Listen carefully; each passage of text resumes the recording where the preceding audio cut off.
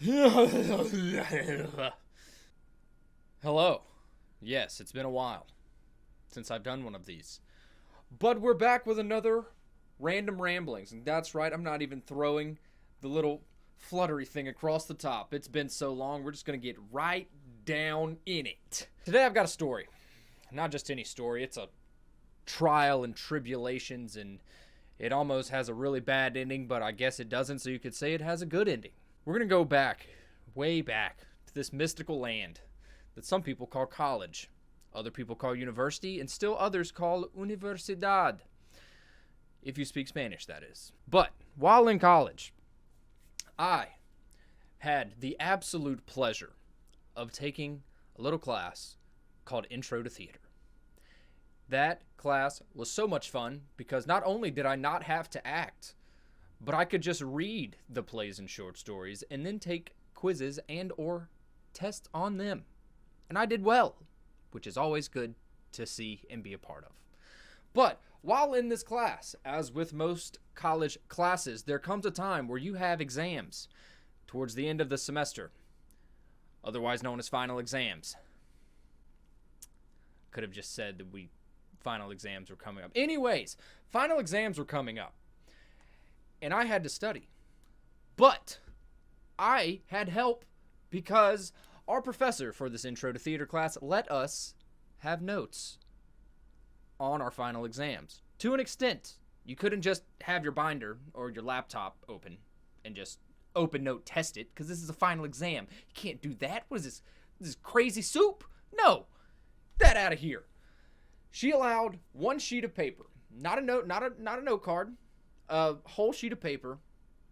Could be used front and back.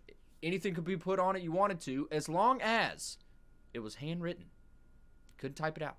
You can't go to like size 6 font and just print all of your notes of the entire semester and then just have it all on one sheet of paper. It had to be handwritten. So I did just that leading up to the test. I hand wrote front and back piece of paper. Nope, I lied. I typed it out because I don't want to write a bunch of notes down. And after 3 tests in the class where she didn't check our notes to see if they were handwritten or typed, I was going to try my luck. I know what you're thinking, and you're wrong. No, I did not get caught having typed notes and failed the test. So I typed out my notes. Typed them out, studied them. I was a good student. I was a good noodle. Studied my notes. I was feeling confident. And I always, or also, had a superstition that I like to do going into tests. Going into college, when I had big tests coming up, whether it be exams, midterms, or just big tests in general, I like to use the old adage, dress for success. And what that meant for me was wearing a nice pair of slacks, some dress shoes, and a shirt and a tie. And if I was feeling saucy, maybe even a blazer. You know, just trying to flaunt my stuff just a little bit. That's just between you and me. But hey, sometimes you gotta do what you gotta do.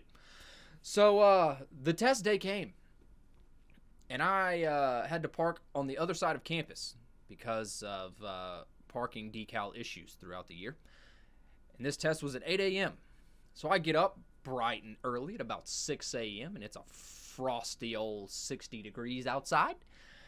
And I get up, button down shirt, I tie my tie, I am wearing my slacks and dress pants.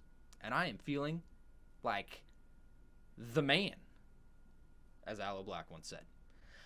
But I also got a text message that morning from a friend in this class that I had met my freshman year. And let me tell you what, she was a very attractive girl, so I obviously answered. Now, what was this text, you may ask? She didn't have her notes. She didn't handwrite them. She didn't type them. She didn't do any of it. She didn't have any notes.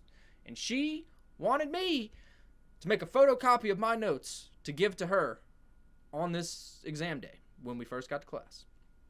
Now, growing up, I always got up early to go to school because my mom was a high school teacher, so I always had to get up early to be ready to go to school with her to then catch a bus to the school that I went to. When I came to college, I quit that. I quit eating breakfast and everything. When I lived in a dorm, I woke up 15 minutes before my class. I threw on some gym shorts and walked to class as the bell rang. But this is a special day. This is exam day. So I did get up early enough to dress nicely. Still didn't eat breakfast. But I did not give myself enough time to photocopy some notes, for said attractive individual. This was a flaw in the grand scheme that I had come up with in my mind to pass this test. But alas, she was attractive, and I was going to do what she asked. So, of course, I break out my laptop and I pull up another copy of my notes that I already had, and I connected my laptop to my printer, and I print off a set of notes, and then I realized that I am about 10 minutes from class starting, and I live 7 minutes from the school, and it's a 10-minute walk from where I have to park to get there. And let me tell you, you don't need to be an engineer to know that that math doesn't add up. So I haul butt to class, or at least to campus. I park, and I have a full backpack because I have another test later that day. I have a full backpack load of utensils, of various papers, pens, and books. And I'm power walking across campus because you can't run when you're nicely dressed, because then you're going to get all sweaty, and it's going to defeat the purpose of being nicely dressed because you're all sweaty. And then you won't look good, and look good, feel good, dress for success. It won't work. The world may explode. I don't know, but I didn't run. But I was freaking, had to hold my backpack strap so my backpack wasn't bobbing up and down on my back, making me feel like I was a horse being ridden. It was just a bad sight, all right? But I marched across campus in an orderly fashion, just hoping that no one saw me and was ridiculing me behind my back. And I walked into that classroom right before the teacher did. So I did make it before the teacher. So if I was late, she was later, which therefore meant that I was on time. At least in my mind, that's what it meant. I wasn't sweaty, but I was out of breath. So as I burst into our lecture hall of about 130-something students, everyone, of course. Ah, yes, look at the late bloomer. Here for the exam, are you? Why are you wearing a button-down shirt? You're not here early. Surely you're not dressing for success. That's what I saw in their eyes. That's what they were thinking. They said it to me telepathically. I made it to class. I see said individual. I say, "Hello, I am here with your set of notes." She said thank you and then turned around and did not talk to me anymore. So, there was no love story to be had there, but I took the test. I ended up doing well enough on it. I think I made an A in the class. I don't know. Neither here nor there. The girl ended up changing majors, so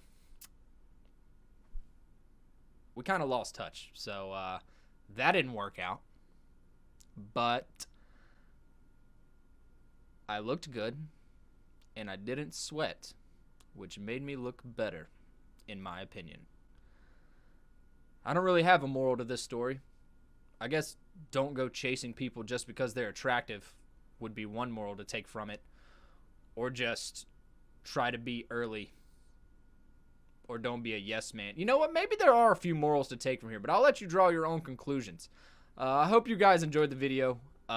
Be sure to hit that like button if you enjoyed it. Comment down below. Let me know what you thought. Any other stories that you have similarly or differently. Anything else you want to see on the channel. Subscribe on your way out. It means a lot to me. It really helps the channel. Appreciate you guys. I'm working on pumping out some more content for you. Hope to see you guys really, really soon.